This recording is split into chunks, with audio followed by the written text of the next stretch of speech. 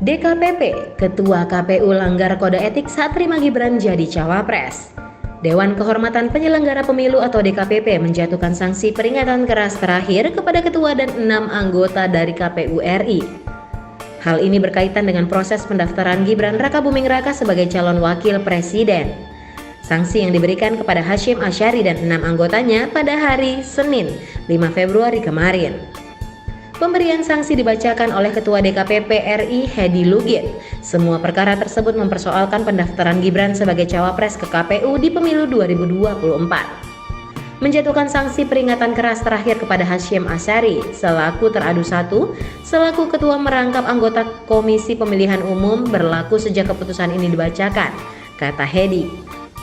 DKPP menyatakan Ketua KPU dan 6 anggotanya yaitu Yulianto Sudrajat, August Melas, Betty Epsilon Idrus, Idam Holik, Muhammad Afifuddin, dan Parsadaan Harahap telah melanggar beberapa pasal dalam Peraturan DKPP Nomor 2 Tahun 2017 tentang Kode Etik dan Pedoman Penyelenggaraan Pemilu. DKPP menjelaskan pengadu tidak terima karena KPU telah menyalahi prosedur dalam membuat aturan penerimaan calon presiden dan wakil presiden. Para pengadu berpendapat KPU harus mengubah PKPU terlebih dahulu terkait syarat usia Capres-Cawapres usai keluarnya putusan Mahkamah Konstitusi Nomor 90 Tahun 2023. Putusan MK menambah ketentuan syarat usia Capres-Cawapres dari minimal 40 tahun menjadi boleh di bawah 40 tahun asalkan pernah dan atau sedang menduduki jabatan sebagai kepala daerah.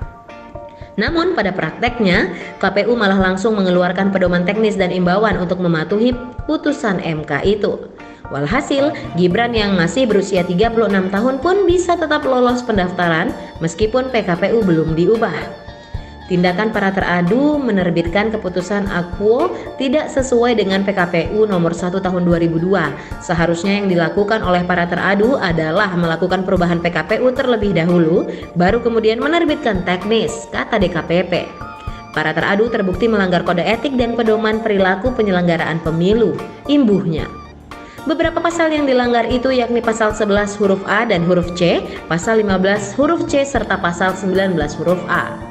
Pasal 11 huruf A berbunyi, dalam melaksanakan prinsip berkepastian hukum, penyelenggara pemilu bersikap dan bertindak melakukan tindakan dalam rangka penyelenggaraan pemilu yang secara tegas diperintahkan oleh peraturan perundang-undangan.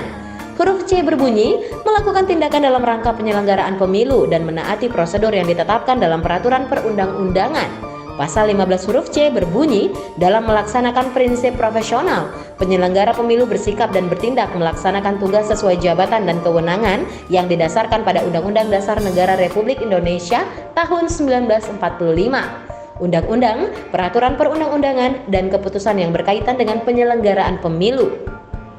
Adapun pasal 19 huruf A, dalam melaksanakan prinsip kepentingan umum, penyelenggara pemilu bersikap dan bertindak menjunjung tinggi Pancasila, Undang-Undang Dasar Negara Republik Indonesia tahun 1945, dan peraturan perundang-undangan. Nah, gimana nih menurut kalian? Jangan lupa tulis tanggapan di kolom komentar ya. See you in the next case.